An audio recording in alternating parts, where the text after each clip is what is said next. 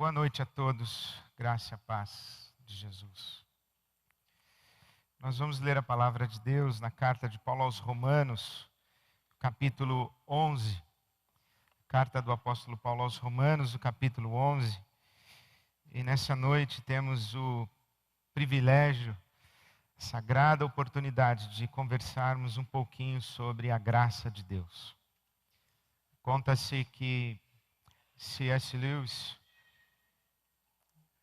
chegou a um auditório onde alguns teólogos e filósofos discutiam acaloradamente. E ele perguntou a quem estava ao lado o que é que discutem, sobre o que conversam, que debate é esse? E a pessoa então explicou para ele, eles estão discutindo a respeito da singularidade da fé cristã, o que é que somente o cristianismo tem, o que é que somente o cristianismo oferece e que nenhuma outra tradição religiosa, nenhuma outra tradição de espiritualidade ou filosófica oferece. E o C.S. Lewis então deu de ombros e disse, muito simples, é a graça. E é verdade, esse conceito de graça, essa afirmação de que Deus é o Deus de toda a graça, como disse o apóstolo Pedro, Deus é o Deus de toda a graça. Esta é uma expressão própria, singular da fé cristã. A graça de Deus. O que é a graça de Deus? Eu temo que poucas são as pessoas que se apropriam desse conceito da graça e poucas são as pessoas que experimentam, que vivem imersas na graça de Deus. Porque uma coisa é saber explicar racionalmente ou intelectualmente ou conceitualmente a graça de Deus e outra coisa é viver imerso na graça, viver nesse caminho da graça de Deus. E temos hoje essa oportunidade tão extraordinária, que Deus nos abençoe, que o Espírito de Deus sopre sobre nós, ilumine o nosso entendimento, e que no tempo em que dedicamos a ler a palavra de Deus, também o nosso coração seja aquecido e que tenhamos essa experiência de sermos mergulhados por Deus na sua graça. Amém? Eu leio Romanos capítulo 11, começo no verso 1. O apóstolo Paulo está lidando com um conflito muito grande. Desculpem-me voltar à introdução. O apóstolo Paulo está lidando com um conflito muito grande, que Deus se revelou através de um povo. E no coração desse povo, que nasce com o chamado de Abraão, que tem como descendentes uma numerosa nação, promessa de Deus a Abraão, farei de ti uma numerosa nação, e em ti serão benditas todas as famílias da terra. Esta numerosa nação, descendência de Abraão, é o povo de Israel, que na Bíblia Sagrada é apresentado como o povo eleito de Deus, o povo escolhido de Deus, a nação que o profeta Obadias vai chamar de a menina dos olhos de Deus.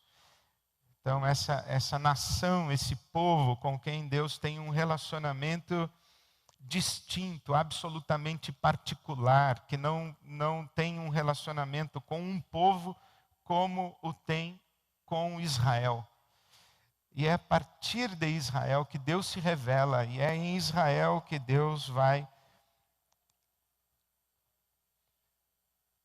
trazer à luz o Messias.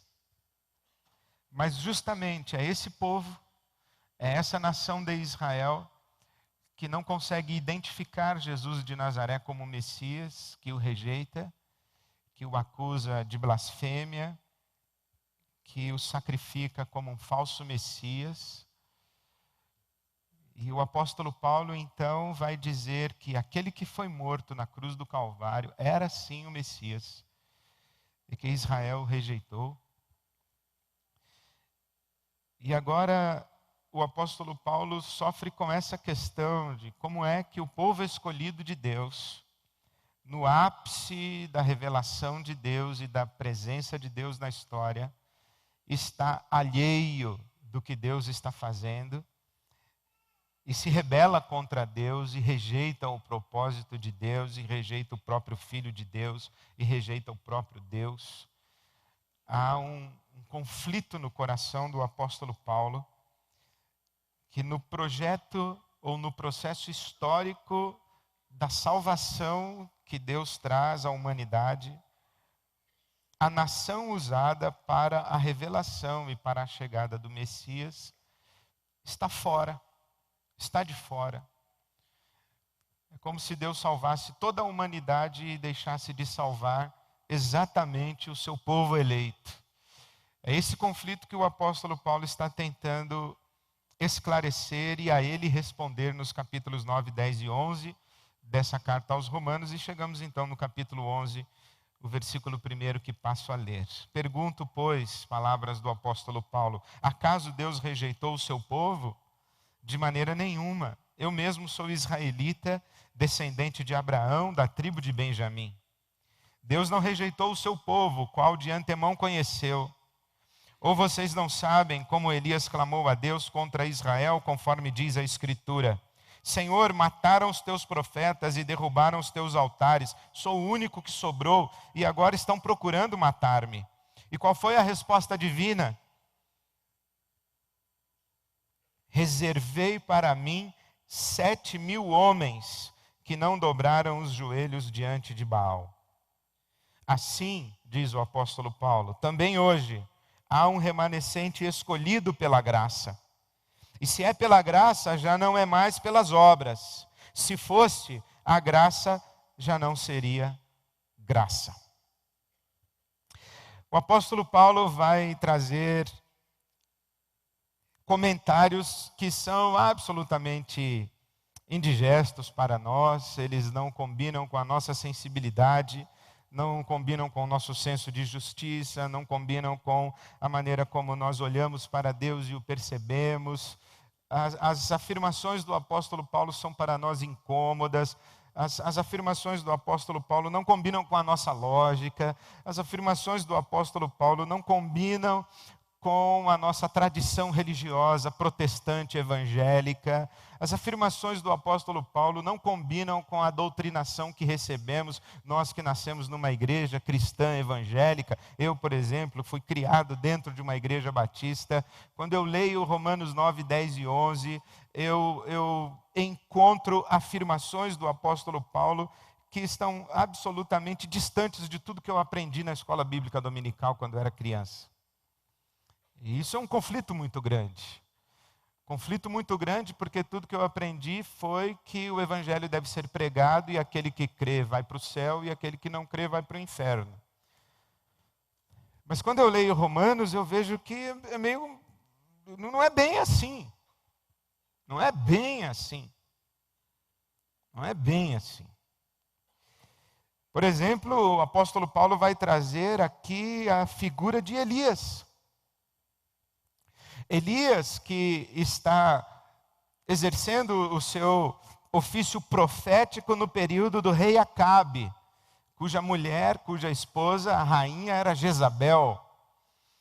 E é Elias quem confronta todos os profetas de Baal em nome do Deus de Israel. E é Elias que está num conflito muito grande porque ele se percebe sozinho. Ele diz assim: Senhor, esse maldito Acabe, essa infernal Jezabel matou todos os teus profetas, só falta eu. E então Deus diz assim para Elias: não é verdade, eu reservei para mim 7.000 homens que não dobraram os joelhos diante de Baal. Sublinhe a expressão reservei. Reservei. Isso quer dizer claramente que Deus escolheu alguns que teriam fé, escolheu alguns que não seriam mortos, e escolheu alguns que se manteriam fiéis a Ele, Deus, e não se venderiam a Baal ou aos Baalins. Deus reservou, o que o apóstolo Paulo está dizendo aqui, é que estes 7.000 homens que não se curvaram aos Baalins e não adoraram a esse Deus, a esse ídolo Baal, esses 7.000 homens, eles não foram fiéis porque eram melhores do que os seus contemporâneos, porque eram especiais, porque tiveram fé e os outros não tiveram, porque foram corajosos e os outros não foram corajosos, porque tiveram mais discernimento e os outros não conseguiram entender o que estava acontecendo. O que o Paulo está dizendo é o seguinte, que Deus escolheu 7.000 e preservou. Simplesmente assim. E mais, o apóstolo Paulo se oferece como um exemplo, ele mesmo como exemplo, dizendo, olha, é verdade que Israel rejeitou a Jesus de Nazaré como o Messias e não o identificou como o Messias. É verdade. Já no prólogo do Evangelho de João está dito isso claramente. Veio para o que eram seus, para os que eram seus, e os seus não o receberam. Então, é verdade. A questão é que o Paulo diz assim, mas nem todo Israel rejeitou. Nem todo Israel. Eu, por exemplo, não rejeitei. Eu, por exemplo, criei. E veja que o exemplo do apóstolo Paulo, ele em si mesmo já é complicado, porque o Paulo rejeitou sim. O Saulo de Tarso rejeitou sim. E ele perseguiu os cristãos, e ele foi contundente na perseguição aos cristãos. Mas Deus foi ao encontro dele, Jesus Cristo ressurreto foi ao encontro dele, o deixou cego numa estrada e disse, Saulo, Saulo, por que é que você me persegue? Saulo, acorda! E o Saulo diz, quem és tu? Eu sou o Jesus a quem tu persegues. Então é como se Jesus fosse ao Saulo e sacudisse Saulo e dissesse, acorda homem, sou eu. E então ele veio a crer. Eu fico pensando, se o camarada não crê, aí Jesus aparece, sacode o cara, deixa cego. Você vai crer agora ou não vai? Até eu cria, né? Talvez você fale assim, até eu. Então o Paulo está dizendo, olha, há um remanescente em Israel. Isso é que ele diz aí no versículo 5. Hoje também há um remanescente escolhido pela graça. Escolhido pela graça. O que o Paulo está dizendo é, eu fui escolhido para crer. Não apenas eu fui escolhido para crer, mas eu fui escolhido para servir. Eu sou vaso escolhido, eu sou vaso de honra. Ele já havia dito no capítulo 9 que há vasos de honra e vasos de desonra. Ele diz, eu sou vaso de honra, mas Deus me escolheu. Ele escreve aos Gálatas dizendo que Deus o havia escolhido desde o ventre. E ainda faz um comentário. E quando aprouve a Deus revelar o seu Filho em mim. É como se Deus tivesse parado, olhando Saulo de Tarso, interpelando, dizendo, ei, até que chega uma hora em que Deus diz assim, bom, chega. E então se revela para o Saulo e diz, chegou a sua hora, vem aqui. E o pega. Escolhido pela graça, e se é pela graça, já não é pelas obras. O que Saulo tem de especial? Nada. O que é que os 7.000 tinham de especial? Nada. Você crê? O que é que você tem de especial? Nada. É a graça. É a graça de Deus. O que esse texto está dizendo para nós é que a experiência de fé não está nas nossas mãos humanas. A experiência de fé está nas mãos de Deus. Deus concede fé a quem Ele quer conceder fé. Porque a fé é um dom. Pela graça sois salvos por meio da fé, e isso não vem de vós, é dom de Deus. Os teólogos discutem o que é que não vem de vós, a salvação ou a fé? Eu acho que as duas coisas. A fé para a salvação é um dom de Deus, até porque é o Espírito Santo quem convence do pecado, da justiça e do juízo. Jesus disse: ninguém pode vir a mim se o Pai não o trouxer. A prerrogativa está nas mãos de Deus. Por isso é que quando o apóstolo Pedro está diante daquele Simão, o mágico, em Samaria, ele tenta comprar a graça de Deus e o Pedro, ao estilo Pedro, diz: vai para o inferno. Vai você e o seu dinheiro para o inferno. Você acha que quando consegue comprar a graça de Deus? Então faça o seguinte, rapaz, olha, vai para algum lugar aí, caia no chão de joelhos e peça a Deus que dê a você a ocasião de arrependimento. Peça a Deus que ajude você a se arrepender, porque você não consegue por você mesmo sequer se arrepender. Por isso que o Charles Finney, quando pregava num avivamento na América do Norte, na época de Charles Finney, ele pregava de um jeito muito interessante. Ele pregava assim, olha, ele deixava os bancos aqui da frente reservados, todos vazios, né? Então ele pregava e dizia assim: se em algum momento em que eu estiver anunciando o Evangelho, você sentir o fogo do inferno lambendo os seus pés, saia do seu lugar e venha sentar-se aqui à frente.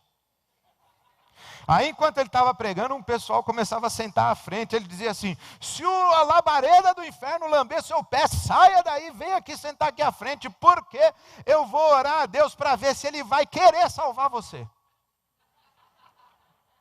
Charles Finney. E os bancos da frente ficaram tão lotados também com uma palavra dessa, né?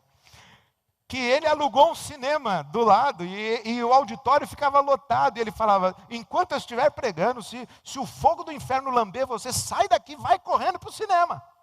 Que depois que acabar aqui eu vou lá orar por você para ver se Deus vai querer salvar você.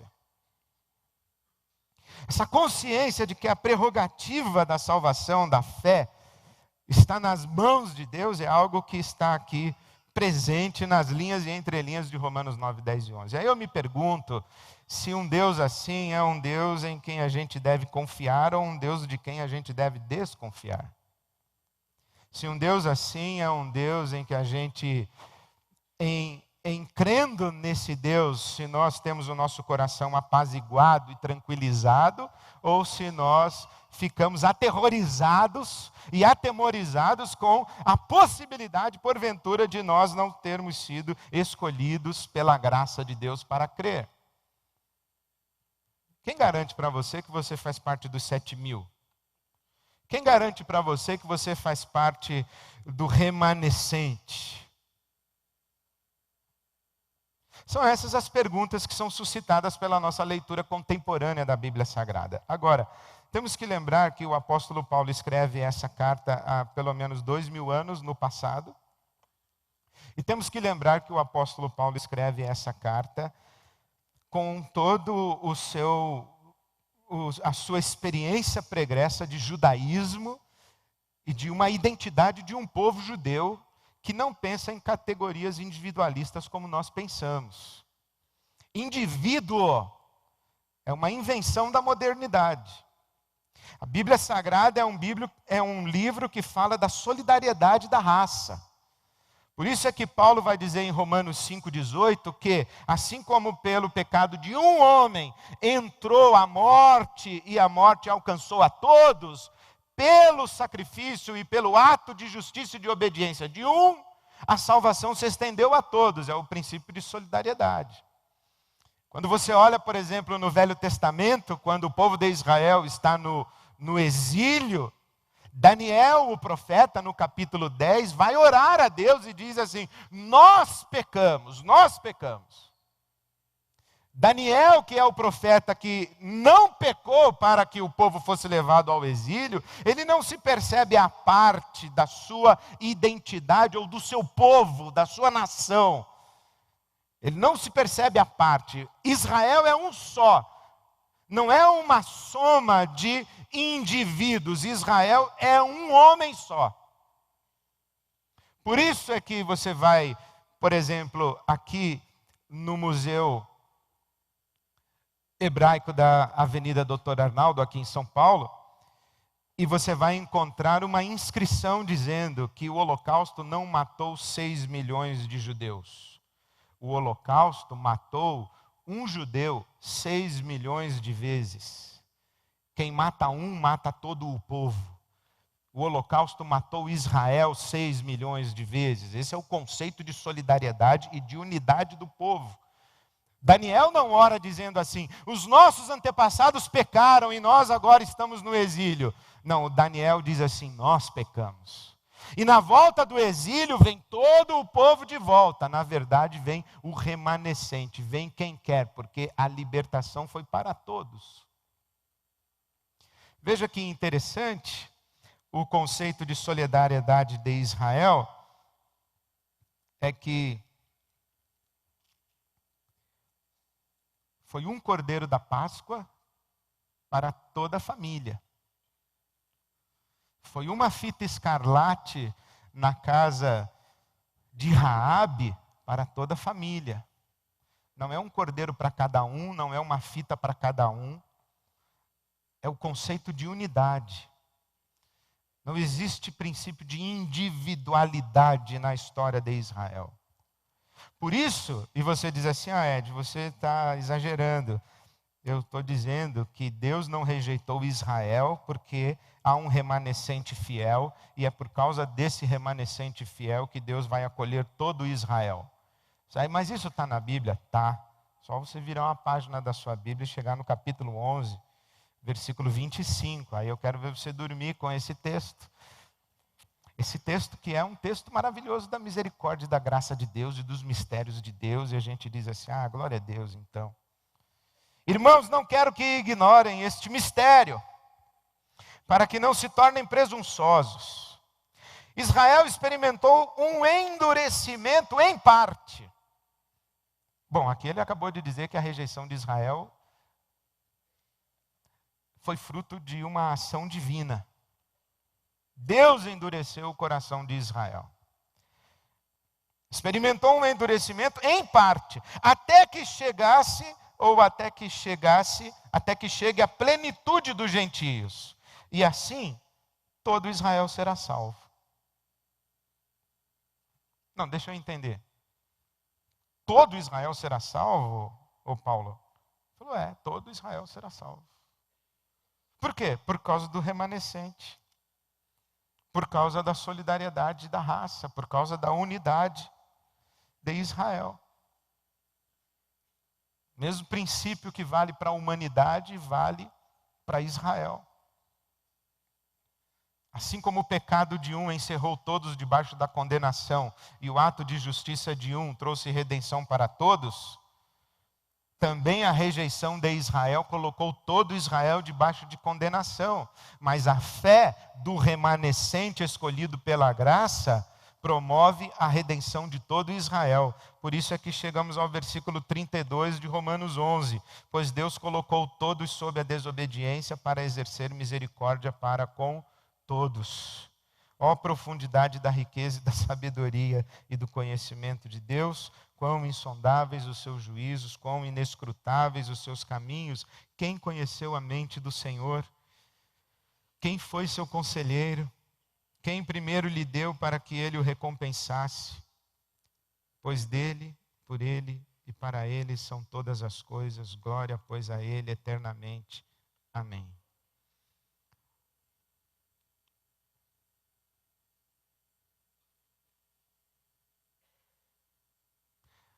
Mas o que podemos e devemos sublinhar é esta expressão: graça.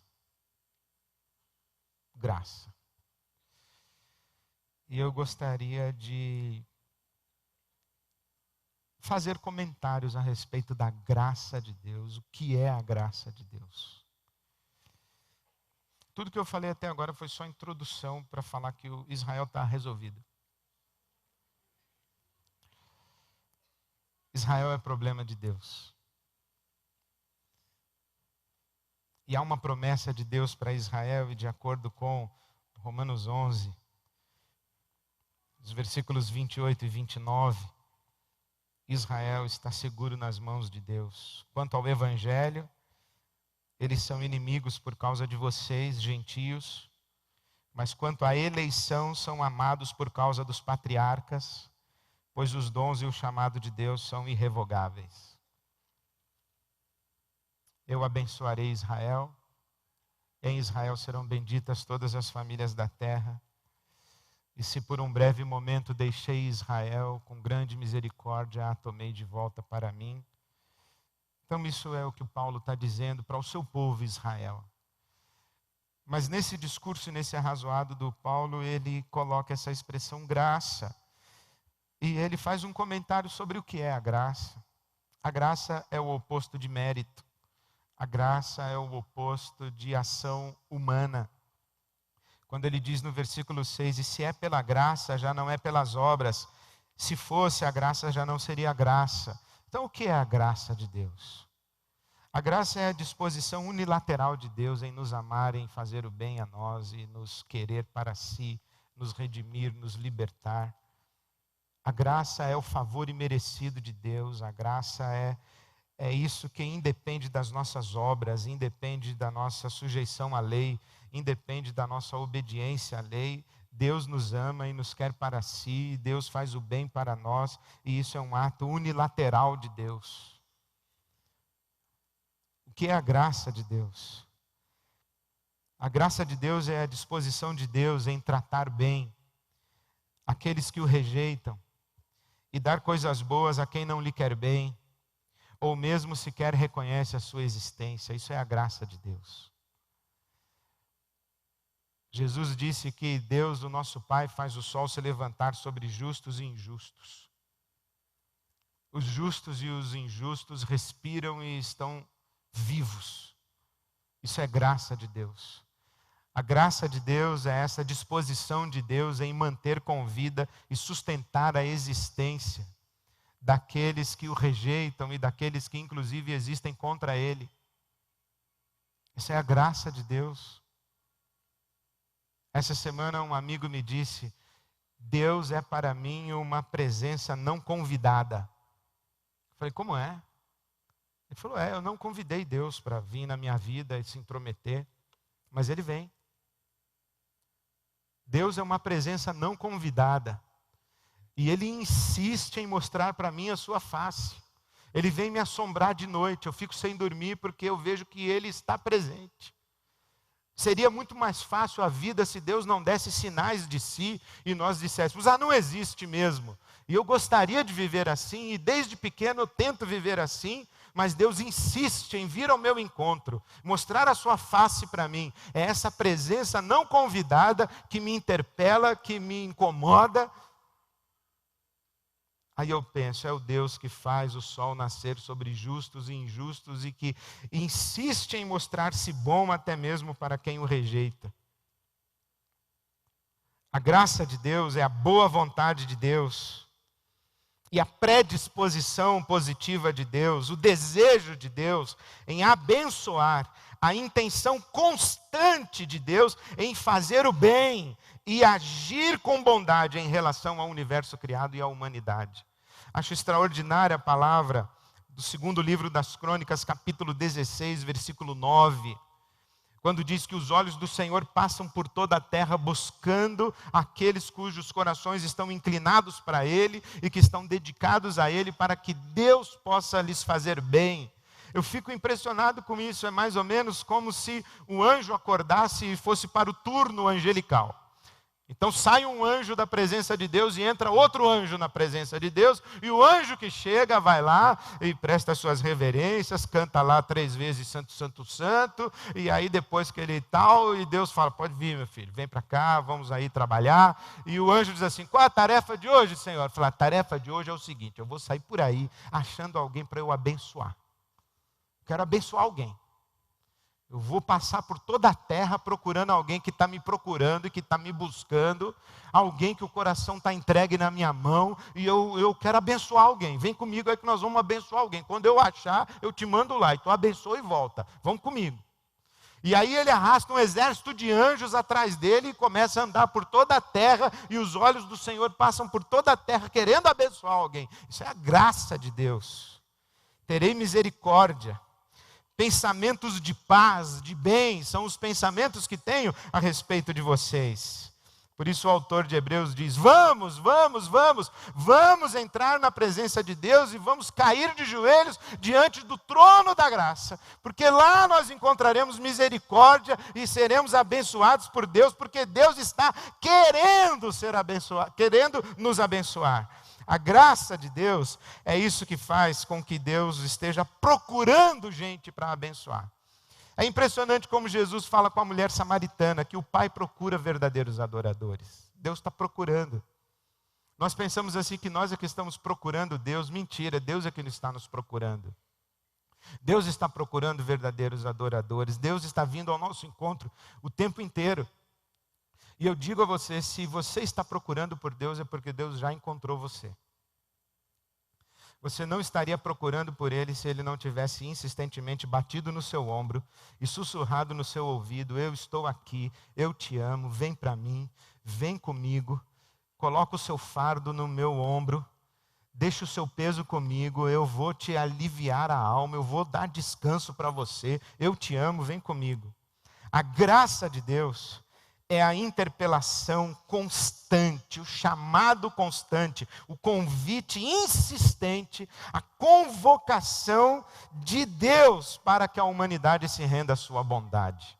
Tendo Deus outrora falado muitas vezes, de muitas maneiras, hoje Ele nos fala em Jesus, diz a carta aos Hebreus. E se hoje você ouvir a sua voz, não endureça o seu coração. Então Deus está o tempo todo dizendo: para com isso, vem para mim, vem para cá, não vai por esse caminho. Deus está o tempo inteiro batendo nos seus ombros. Por isso que Tiago diz assim, que o Espírito Santo de Deus zela por nós com ciúmes. Com ciúmes. Isso é a graça de Deus. Deus é essa presença não convidada. Gostei tanto dessa frase. Eu falei: esse é Deus mesmo. Deus que insiste em amar. Deus, eu não quero saber de ti, mas eu te amo. Deus, eu não quero ouvir tua voz, mas eu te amo. Deus, eu não te quero, mas você não está entendendo que você não consegue viver sem que eu te sustente. E eu vou te mostrar isso.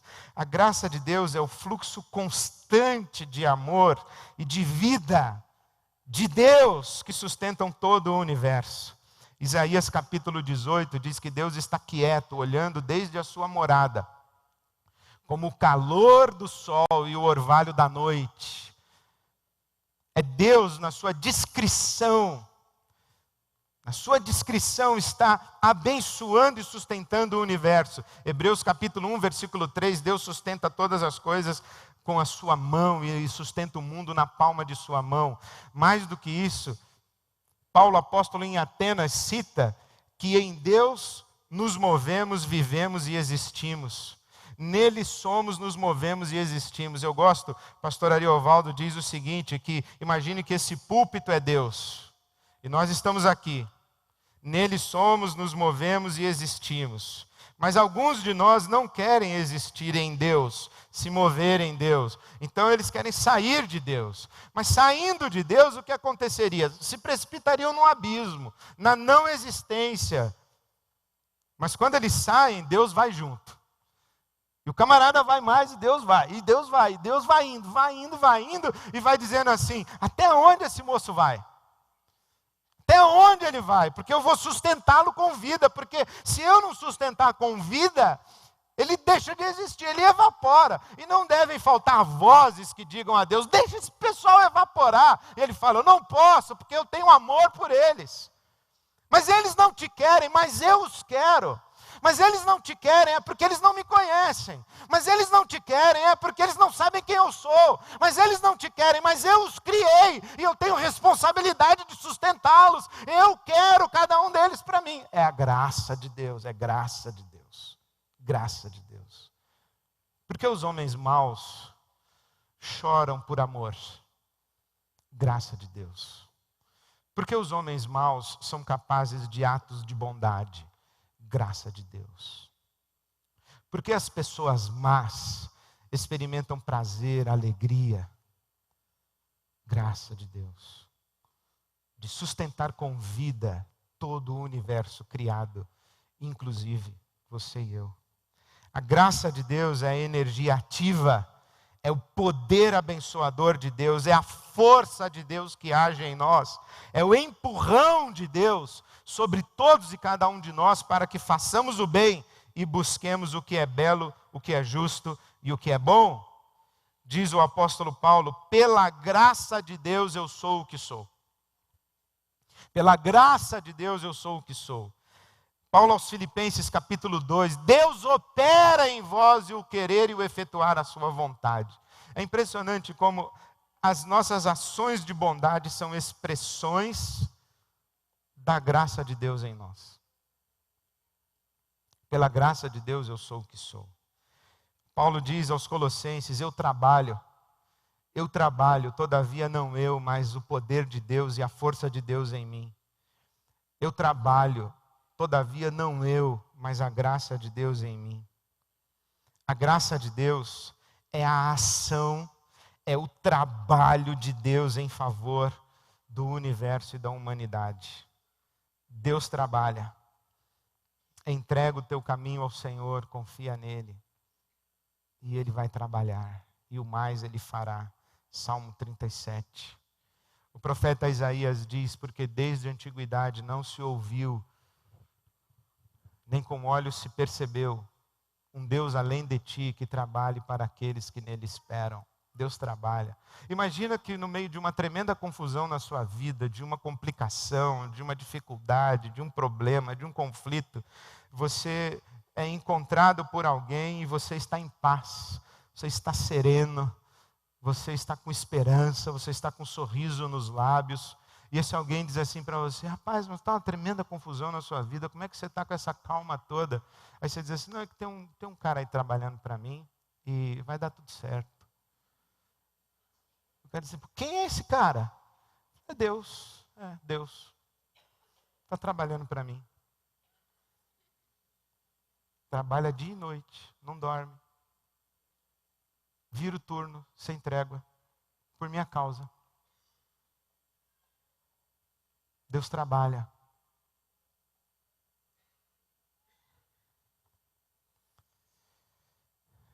O meu Deus, segundo a sua riqueza, suprirá todas as suas necessidades em glória por Cristo Jesus. Filipenses 4:19.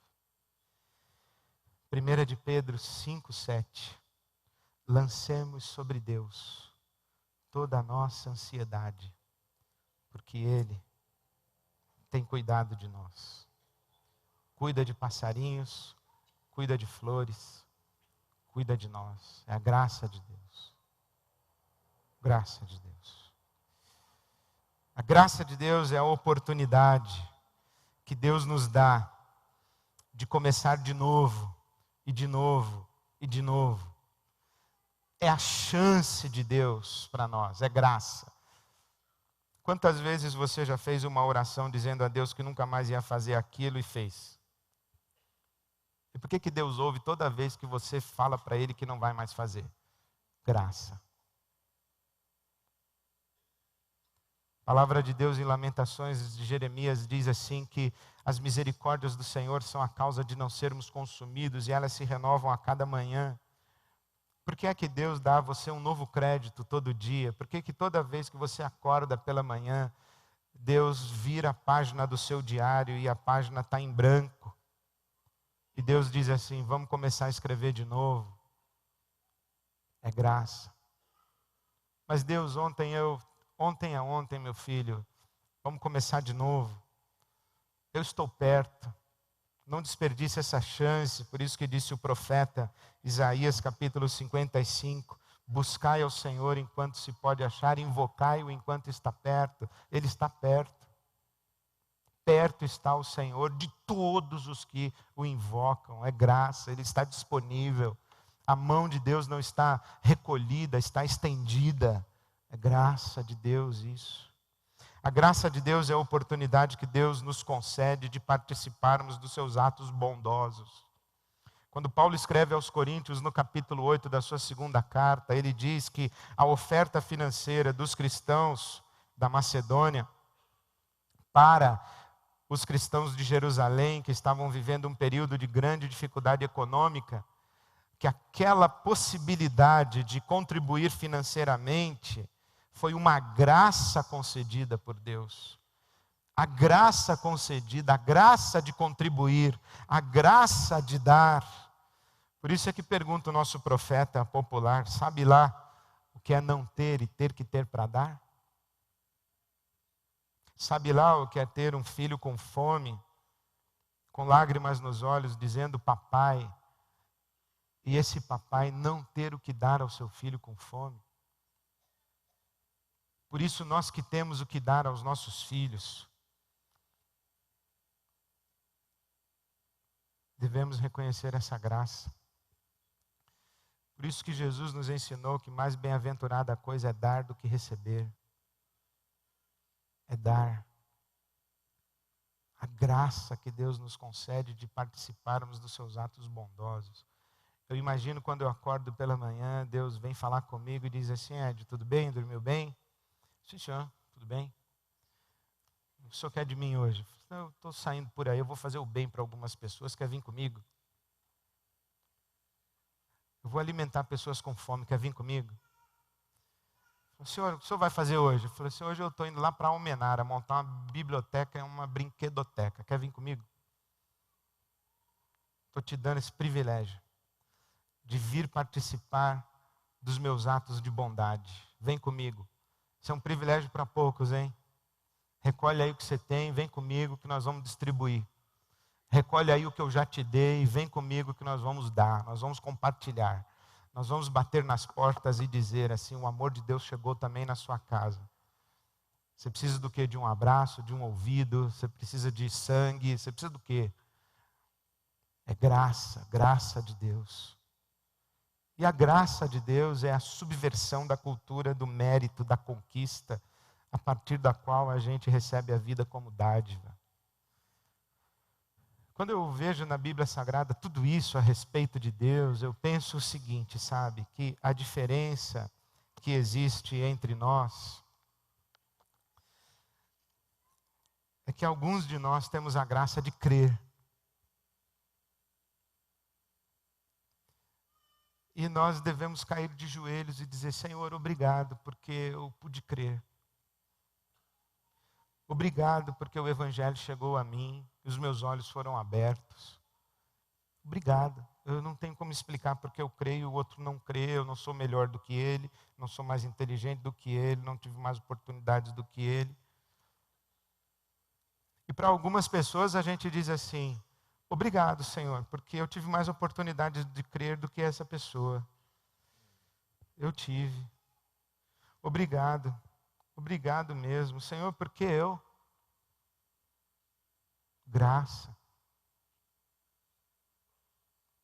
Quando a gente reconhece a graça de Deus que vem na nossa vida, a gente pensa assim: eu não tenho mérito nenhum, é um mistério da graça. Então eu não julgo ninguém, eu não condeno ninguém, eu não olho ninguém de cima para baixo. Paulo escreveu aos Coríntios no capítulo 4, dizendo: o que é que você tem que você não tenha recebido? E se você recebeu, por que é que você se gloria como se não tivesse recebido? 1 aos Coríntios capítulo 4, versículo 7. Sabe o que eu imagino?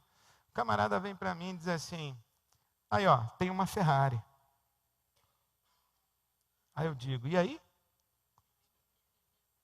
Aí ele diz: e daí que eu sou fera, meu, comprei uma Ferrari. Você não comprou, eu comprei. Aí eu digo: mentiroso. Ganhou, rapaz. Vem me esnobar? Você ganhou. Você não comprou, você ganhou. Isso é uma coisa que me incomoda muito. Por que que tem gente rica e tem gente pobre?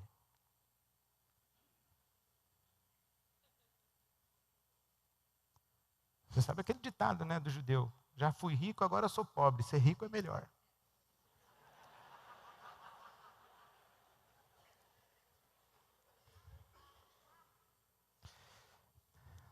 É claro que as observações são passíveis de serem feitas. A primeira delas é que tem riqueza e pobreza porque nós vivemos num mundo injusto com acumulação de riqueza e má distribuição de renda.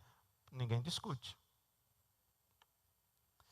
A segunda coisa é que todos nós aqui sabemos que das riquezas que nos são possíveis, o dinheiro é a menorzinha. É a menor. A terceira é que a gente já sabe que o dinheiro não traz felicidade para ninguém, pode trazer inclusive desgraça. Mas como disse o engraxate do Joelmir Betting, ele disse: doutor, estou louco para chegar a minha vez de descobrir que o dinheiro não traz a felicidade. A gente já sabe que o dinheiro não traz felicidade, pode trazer desgraça. A gente já sabe que tem muita gente rica que é infeliz e muita gente pobre que é feliz. Tudo isso tem a ver, mas eu fico pensando nisso. Por que tem gente rica e gente pobre? Porque a gente pensa assim, não, esse cara aqui é rico porque ele trabalha mais do que esse aqui. Mentira. Esse cara aqui é rico porque ele é mais inteligente do que esse aqui. Mentira, tem muita gente muito mais inteligente do que muito rico que eu conheço. Dizer que o camarada que acorda às 3:30 da manhã, 4:30 da manhã, para pegar um busão, pegar um metrô, pegar um trem, pegar um busão, chegar na casa da patroa, trabalhar, papapá, voltar para casa no busão, no trem, no metrô, no busão, ainda chegar lá, ter que lavar, passar, o marido que trabalha na obra chega com a fome de realmente um cara que trabalhou batendo laje o dia inteiro, ela tem que cozinhar e tal, falar que ela não é rica porque não trabalha, faça-me o favor. Assim, esse cara aqui é rico porque estava no lugar certo na hora certa. Eu falei, mas por que eu não estava no lugar certo na hora certa? Foi justamente ele. Então essa questão do dinheiro é suficiente para mostrar para nós que existe uma aleatoriedade de ônus e bônus no nosso mundo. E que esse é um mistério que a gente não vai entender. Mas toda vez que a vida nos sorri, a gente diz assim, obrigado, Senhor.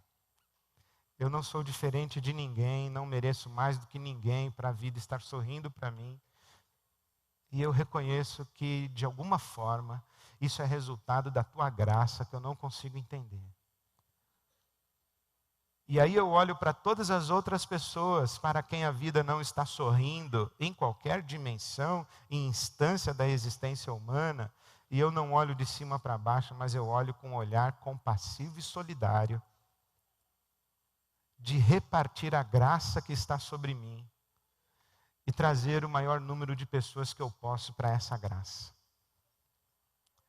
Agora, uma terceira coisa que a graça de Deus traz para nós, além de gratidão, solidariedade, uma terceira coisa que a graça de Deus deve trazer para nós é esperança.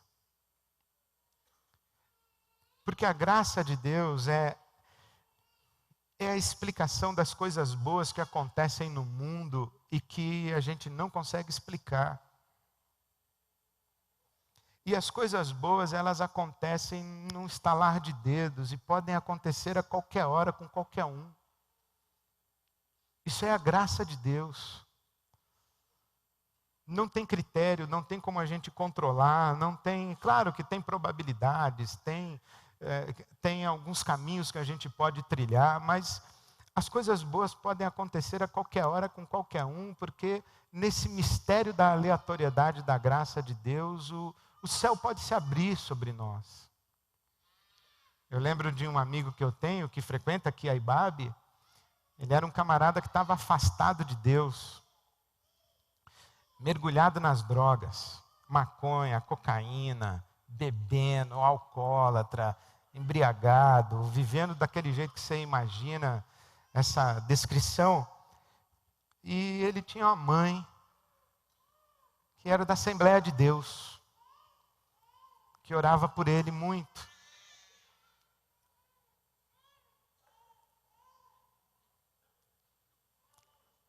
Amém. Então esse meu amigo, ele estava entregue, completamente entregue a uma vida, estava na esbórnia. E a mãe dele da Assembleia de Deus orando por ele, orando por ele, orando por ele. Um belo dia, numa madrugada, já tinha fumado, cheirado, bebido, levantou na sala, o povo caído assim, ele levantou, se bateu assim e falou: bom pessoal, valeu, está na hora de eu voltar para Deus, ou voltar para a igreja. Os caras falaram: o que você fumou aí, meu? Aí ele saiu procurando uma igreja, passou na frente da IBAB e falou: vou entrar nessa aí. E ficou até hoje. Fiz o casamento dele, apresentei o bebezinho dele, está aí. Não sei nem se ele está aqui agora. É a graça de Deus. É aquele telefonema que você já tinha desistido de esperar.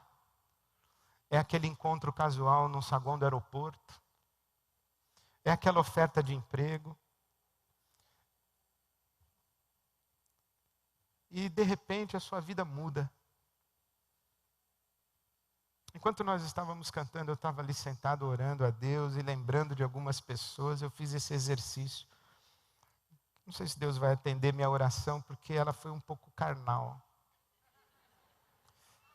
Mas eu fiquei lembrando assim, pensando em algumas pessoas que eu conheço, que eu falei assim: Deus, se essa pessoa se convertesse um dia e tivesse assim do meu lado, levantando a mão, dizendo: Jesus, Jesus, toda a glória a Ti, e com lágrimas escorrendo assim dos olhos, nossa, eu ia rir muito, Deus.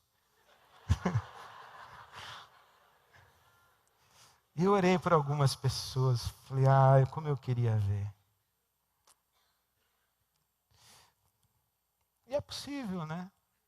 Porque o Paulo disse assim que Deus veio para salvar os pecadores, dos quais eu sou o principal.